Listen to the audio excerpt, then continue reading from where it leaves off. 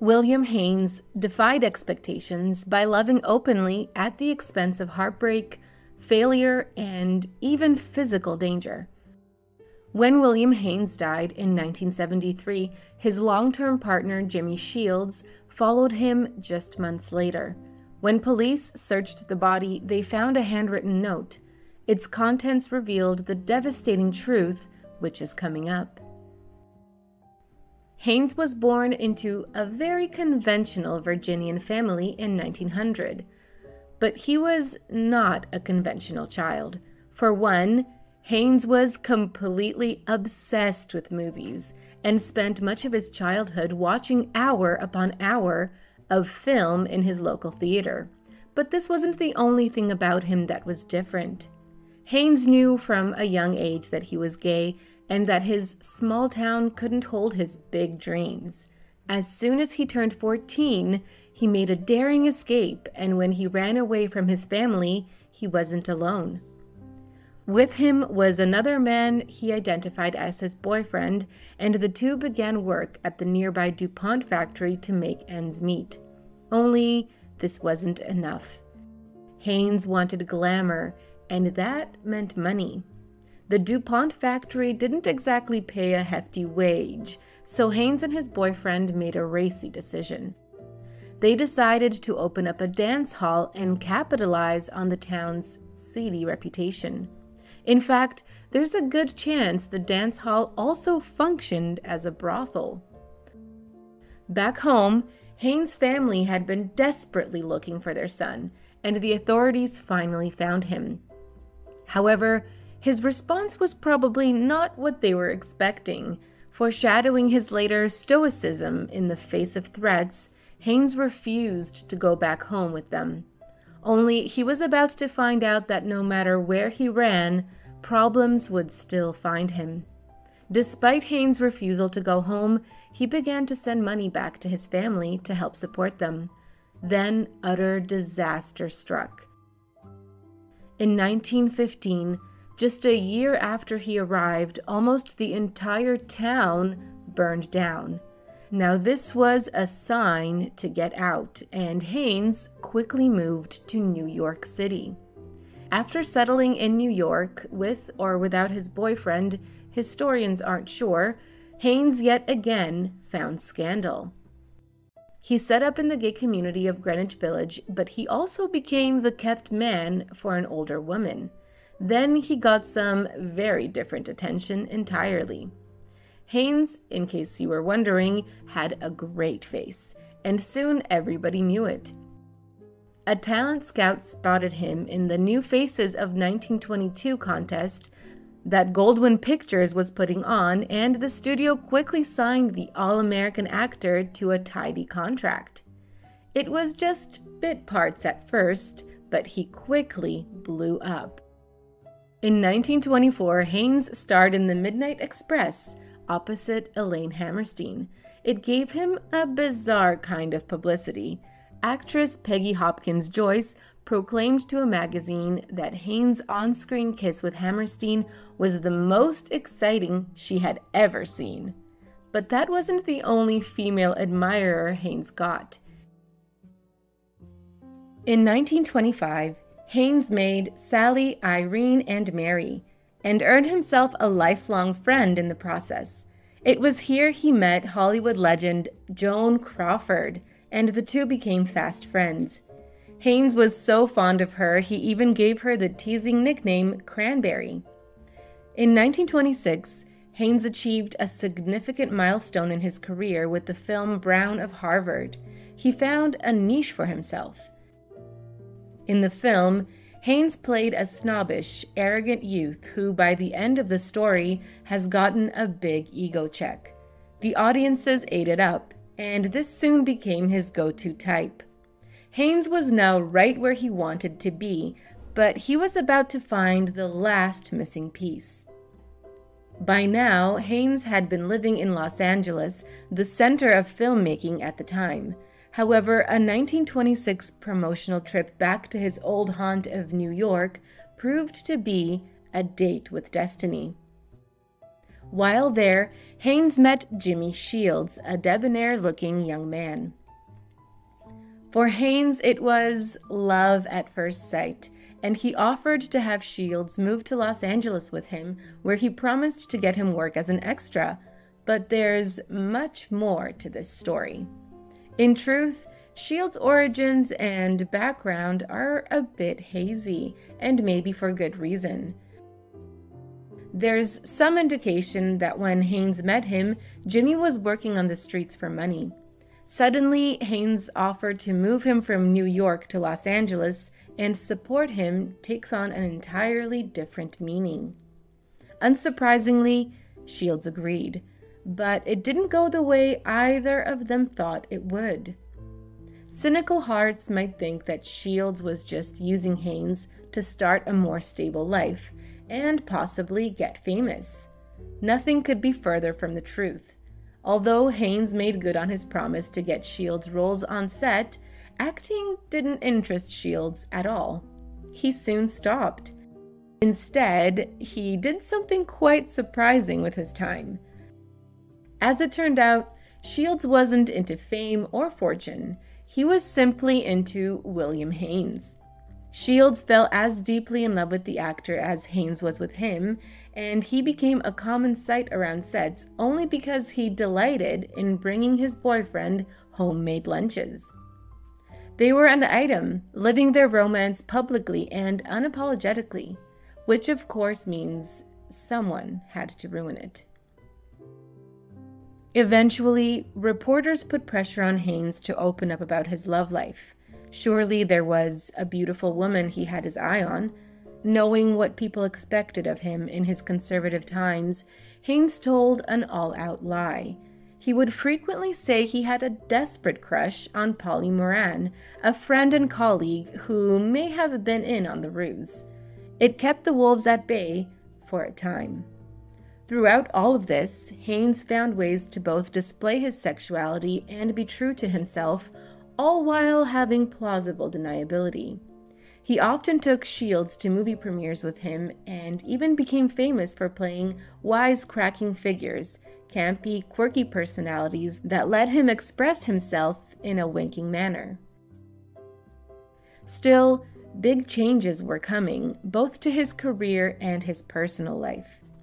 By the 1930s, Hollywood had almost fully transitioned to the talkies.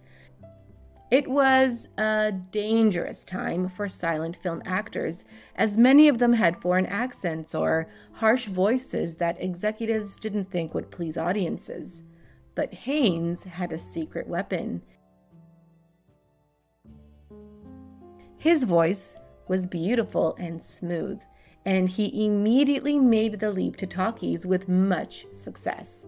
Around this time, Hollywood introduced a production code also called the Hays Code that insisted on showing only Catholic values in film. Among other restrictions, any hint of sexuality, much less homosexuality, was strictly off limits. In other words, there was a target on Haines' back. It didn't take long for the bullet to hit. In preparation for the code coming down, Haines' studio began insisting that its actors keep to strict morality clauses, not just on screen, but in their own lives. This led to Haines' first rebellion. He refused to have any morality clause at all in his contract, a demand that led MGM to only give him 2-year contracts instead of the usual 5. For Haines, it was a small price to pay for his freedom, but the pressure continued. Louis B. Mayer, the notorious head of MGM, then began insinuating that Haines should start up a lavender marriage with one of the many actresses on the lot. This went against everything Haines believed in, but for a moment he gave in. Faced with societal pressure to conform, Haines proposed to his longtime friend Anita Page while they were working on the set of Are You Listening? Luckily for everyone involved, Page, likely wanting to support her friend, said no. Sadly, Haines was about to make a fatal mistake. In 1933, the single worst and most momentous event of Haines' career occurred. That year, Haines had been cruising around Los Angeles and picked up a sailor. Then, the worst possible thing happened. Authorities caught and arrested them. Haines knew he was in big trouble. After this incident, Louis B. Mayer knew he had his unruly star in a chokehold and didn't plan on letting him go anytime soon. Accordingly, he gave Haines a brutal ultimatum. He could marry a woman right quick, or he could keep on with his lover Shields and any other man he might want. But if so, he was out of Hollywood. Louis B. Mayer was no pushover, and standing there in the office that day, Haines must have been terrified. But he didn't let this change his mind. According to Hollywood legend, Haines looked Mayer right in the eye and said, "I'll give up Jimmy when you give up your wife," and walked out of the studio with his head held high. When Haines terminated his contract with MGM, he believed that his enduring fame would get him through this and he would be back on top in no time. He soon found out how wrong he was. He quickly noticed that show business was not forgiving, and only Poverty Row Studios, who had limited budgets and a lesser reputation, extended a hand to him. Bitterly, he accepted the help, but this didn't last long. William Haines' journey in the realm of Poverty Row was a bust from the start. He spent the following year making a few movies with them, but never got the same satisfaction from them that he had had before. Realizing that his artistic ambitions and creative potential weren't what they used to be, Haines made the courageous decision to retire from acting, bidding farewell to the glitz and glamour of the big screen. Prior to his decision to retire from Hollywood, Haines had already ventured into a new business endeavor. A few years earlier, he had become a part owner of an antique store. As it turns out, Haines had impeccable taste and an eye for design, and starlets from all across Hollywood admired the pieces in his home. This turned into much more than a side hobby. With Haines out of Hollywood, an old friend helped him to stardom in a totally different way. Joan Crawford was still one of his closest confidants, and she asked him to decorate her home just like he had decorated his own. Not only that, she spread word of mouth that the actor was the best interior designer around. With Crawford as a reference, Haines' client list grew bigger and gave him the confidence to turn his side hustle into a solid career. He and Shields established William Haines Designs. In the blink of an eye, Haines' fallback career turned into a remarkable success. But just as he was getting back on his feet, something awful happened. Haines and Shields were now leading a peaceful life in their beachfront home. Then a small incident kicked off a terrible scandal. One day in 1936, their dog escaped the house, and luckily, a little boy came in to the rescue. Haines was very thankful and offered 6 cents to the boy for his help. This was a simple act of kindness. So Haines forgot about it and moved on with his life. Soon after, though, it all came back to haunt him. After the boy returned home, the incident got completely blown out of proportion. Because Haines had given the boy money for his trouble, the child's family interpreted it as some sort of twisted proposition. Word spread, and this story quickly turned into something way bigger than anyone could have predicted. In a disturbing turn of events, a group of 100 not-so-upstanding citizens angrily gathered and then marched towards Haines and Shields' house, practically with pitchforks in hand. Anticipating a confrontation at their doorstep, the couple braced themselves. They could have never known what was coming. The group took Haines and Shields out of their private space and began violently assaulting them. Then they left, leaving Haines and his partner in utter shock. The next morning, they had to deal with the tragic aftermath. Throughout this, Haines was still utterly unaware of why these horrible people had invaded his home in the first place. He was trying to search for answers, but he knew he hadn't done anything wrong.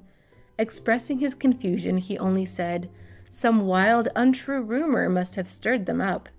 It might have been some sort of clan or secret organization." In the wake of this violence, vengeance was coming. Haines and Shields had many powerful friends, including Marion Davies, who went up in arms about the attack. Davies even tried to get her long-term lover, newspaper tycoon William Randall Hearst, to use his network to help prosecute the violent neighbors. But Haines and Shields decided pursuing the mob wasn't worth their time. They never did end up pressing charges, and the authorities cleared the couple of any guilt when they saw the total lack of evidence.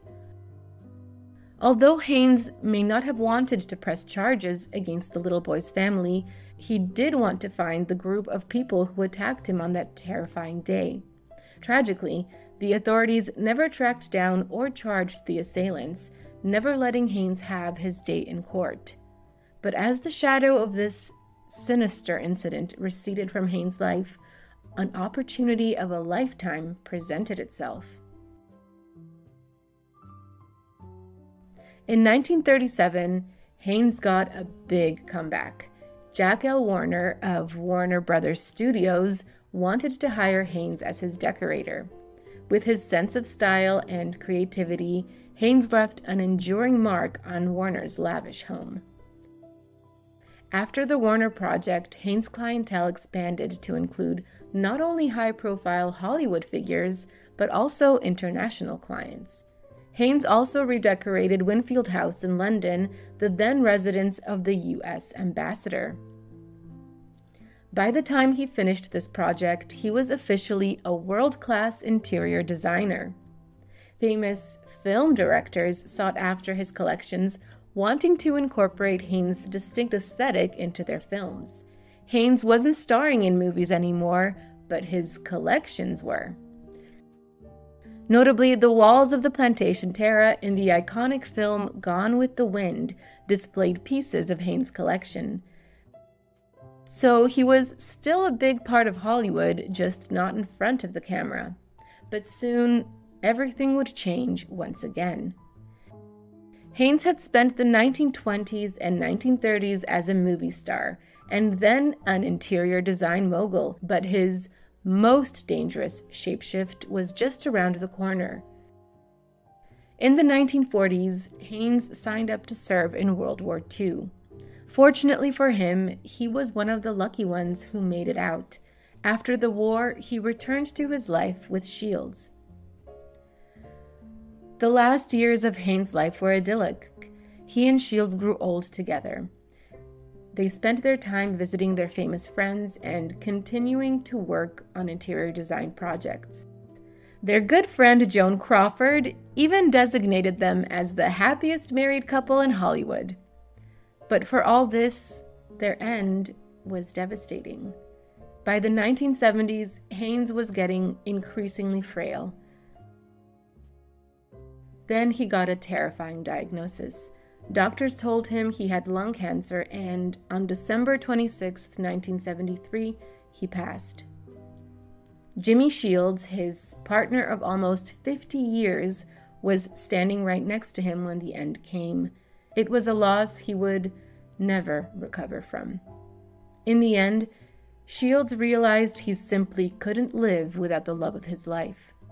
Just months after Haines passed, his partner made the heartbreaking decision to end his own life. But he did leave behind a note. Its contents were heartbreaking.